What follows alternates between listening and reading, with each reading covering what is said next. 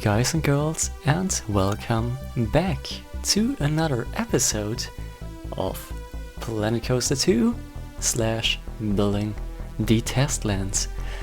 Long time no see, or should I say a long time here, I guess. I know my last video is already like 7 days. I posted it like 7 days ago, so it's been a while since you've seen stuff from the Testlands, but here we go again. I have the same excuse as always. Work was like pretty busy and yeah, you know, all the usual real life stuff, but now I'm finally back and I'm more than excited to show you a little more progress of the Testlands. In the last episode we actually did the community special, as I called it, which got like great responses to it, so thank you all for the kind words and thanks again for all the awesome creators which contributed their builds for the Testlands. And in the end I left on like a little cliffhanger because there's actually one major community build left. And to get you all even more excited, we start this video with me just placing rocks. It's fun, isn't it?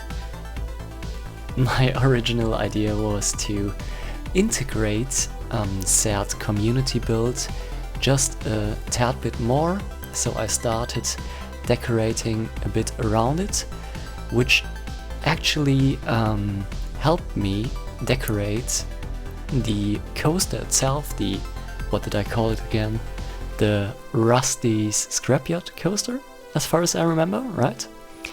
And since it crosses right in front of the blueprint we're gonna review soon, it was just like a happy accident that decorating the pathway, like this little bridge you see in the back here, is actually quite close to the coaster itself. And as always, we use the resort lightboxes 5, I guess they're called, as well here, as well as all the sci-fi pieces from the returning sci-fi pack, which are like the most used parts in the Testlands so far.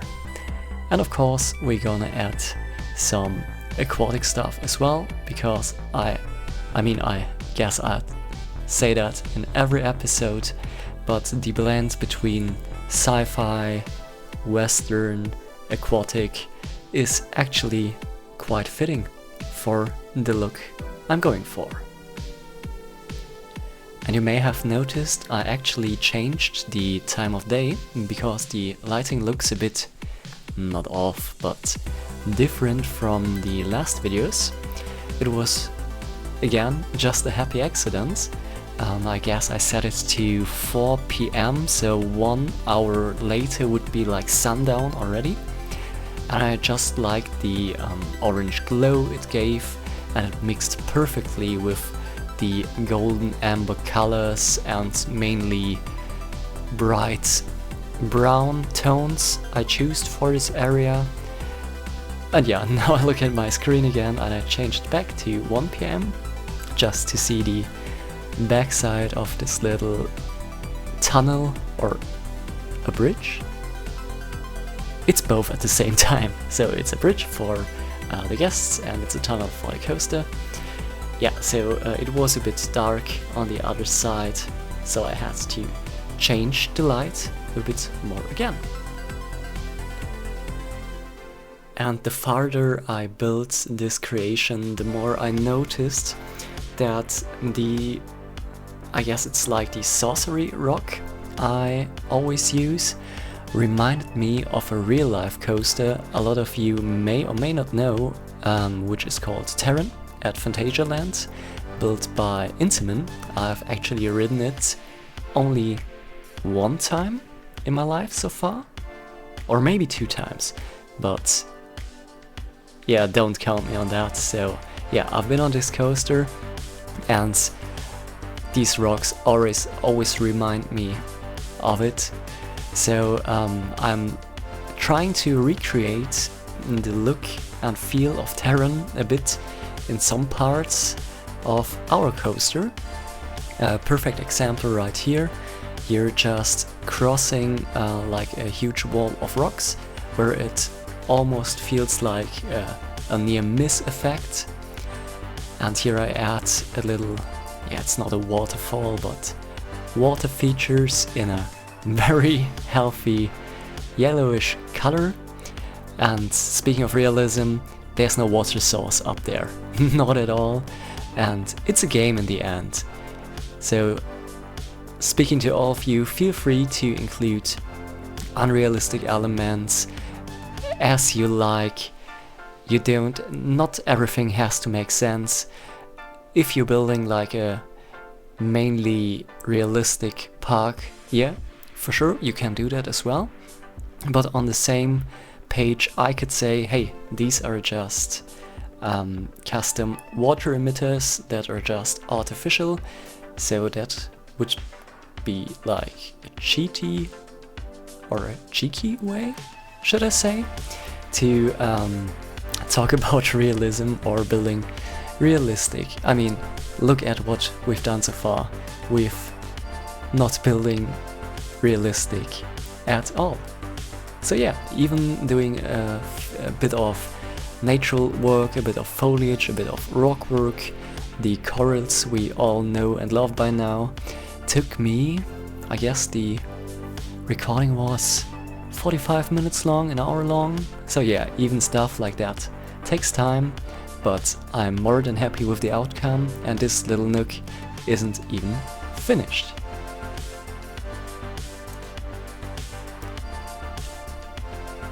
And my main plan was to cut to the live recording of me to review the community creation, but when I took a second look of what I have done for this episode, I just noticed this little curve, this little turn right here, which needed a bit more decoration, because it's very close to the flat ride the member called Nuke Shift sent to me, so I started to decorate a bit on here to implement the set blueprint a bit more.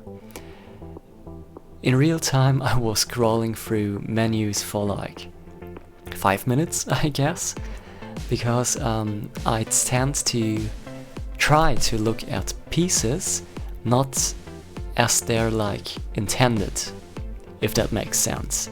So this little art right here is originally planned by Frontier to be used as, I guess, a fountain or like a decoration for like a medieval tower, but I turned it sideways, and because it's not like rounded and has a few edges, it was a perfect fit for not a tunnel but like a little arch you fly through, and I created just one simple one of them. I think in the end it's 12-20 pieces maximum, something like that. So yeah, I created one original one and made sure to copy it a few times more. And speaking about these, let's call them fountain bases, they have like the worst hitbox ever. And by that I don't mean they get like, you can hardly select them. No, everywhere you click in the rough perimeter of them, you always select these damn fountain things, or castle wall, whatever, call it as you want. So you see me deleting these plenty of times just to do the old undo and redo trick once you selected the piece you really wanted to select.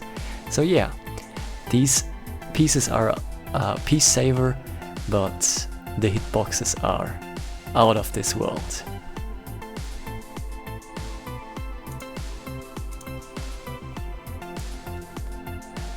The only other piece I can think of with like a similar bad or way too big hitbox would be the, I guess they call it roots. They're from the, was it the fantasy pack? Correct me in the comments if I'm wrong, but you know, like the typical dark foresty, dark fantasy roots, and they tend to have like the same problem with the hitboxes. Everywhere you click, you just select them. So lesson learned, every time I include them, and they could be an awesome fit for the Testlands as well, I do them like at the very last. They're great to see some quick progress, but if you want to spare some nerves, I'd say, make sure to add objects with large hitboxes last. Easier said than done, because you just learn about hitboxes once you placed an item. So yeah, there's that. After we placed these last rocks, it's finally time to review the blueprint. I hope you're all excited, the same as I am, and see you live.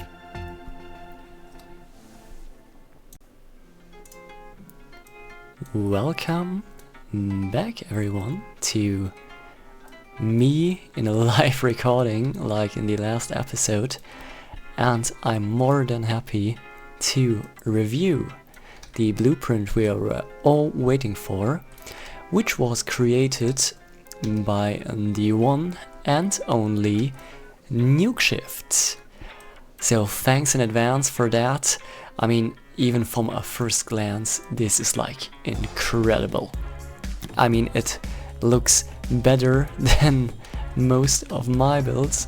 I know they're not really finished at all, but I've seen a lot of their work so far, and it's like extraordinary. It's always very detailed, and I have to add two things, or I just want to say two things first, because before we take a closer look. They're building on a console, so everything you see was built with controller. As far as I know, they don't have a mouse and keyboard setup hooked up to their console, so this can be done on a console.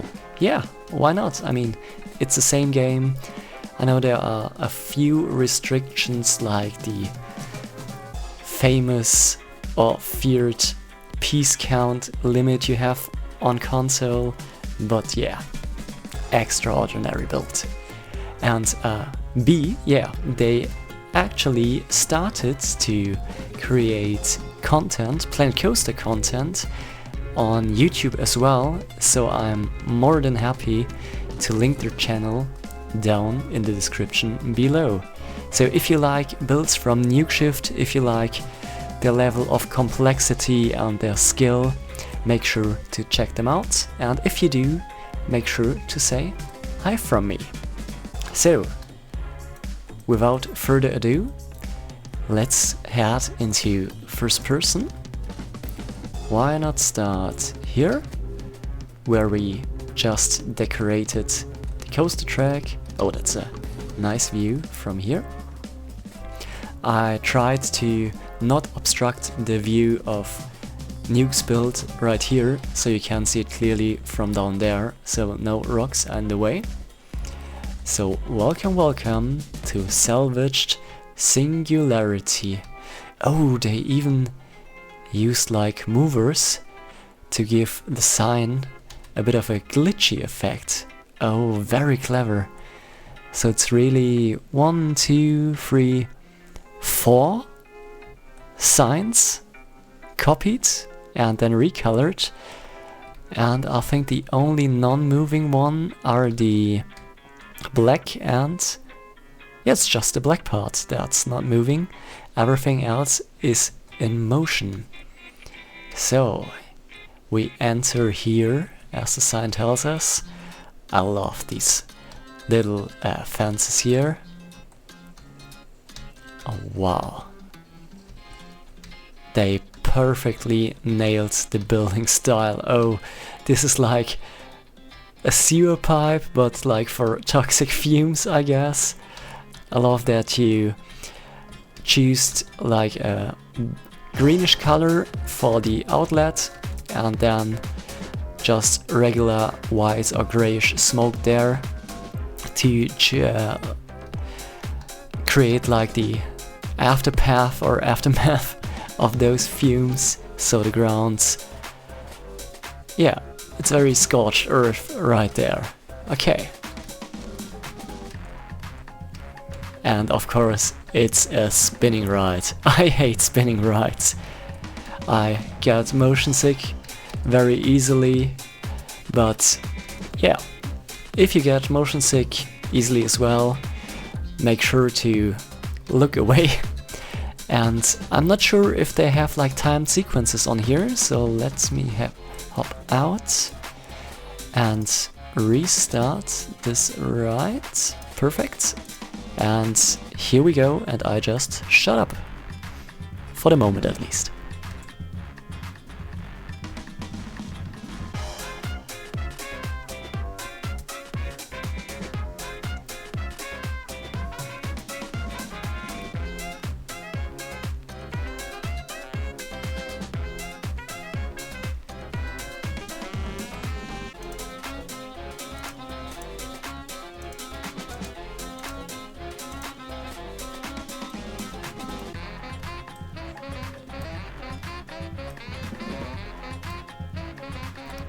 Sorry, it took me a bit to find a good angle. I guess orbit should be even better. Yeah. Look at this crazy contraption here. The top part reminds me of the trend we had like 3 years ago, 4 years ago, when fidget spinners were like everywhere. So yeah, it looks like a small little fidget spinner. And look how integrated it is. Wow. I'm absolutely blown away by that. All the moving parts, the cogwheels here, the ventilation system there. So let me hop out to the normal camera. I mean, look at this. That's like a full-fledged, rustified sci-fi city done in micro detail. I mean, all these pathways make sense. I mentioned that many times before. It looks like they have a real purpose. So there's a little door right here. You either can climb down the stairs here to climb this ladder to do some maintenance on whatever these pieces are. You can choose the other way, climb up here, go through this door. Is there something inside? No. But yeah, it all makes sense. The color palette is like perfectly fitting, and the thing I actually love the most is the composition itself. Look at that. Crazy, crazy stuff. Oh, and they even used this energy generator piece. Can I deselect it? Yeah, you know, this one I used for a few roofs up there, and they amped it up just by adding a few resort lights, I guess, and putting them on a mover which is turning around, which propels this little ventilation system or turbine right here. Very, very clever. I mean, I'm out of words, and I'm more than thankful that you took the time, and I don't want to know how long it took you to build this. I mean, as far as I remember, you're quite fast builder, but wow. Can we check the piece count, or did I already add too much stuff? Deselect this, deselect the coaster, deselect this. And this is only 4,000 pieces. Wow. Yeah, I just can repeat myself. Thank you, Nuke Shift. Awesome work. Thank you for the time. And I hope you don't mind that I'm gonna use this one as the thumbnail for the video you're just seeing. Amazing. Yeah, make sure to check them out on YouTube. And that brings us to the end of the episode. Make sure to tune in next time. Even I don't know what we're gonna do in the next episode. Maybe we're gonna decorate the coaster some more. Maybe we finish this sad little building, which looks quite good or acceptable on the inside, but it's still a blocky building from the outside. We still have a queue to do, we still have a coaster station to do. There's a crane waiting to be built for us. So yeah, I guess I'm not running out of contests so far. As always, thank you all for tuning in. Wish you all the best, take care, and see you very, very, very soon. Bye bye.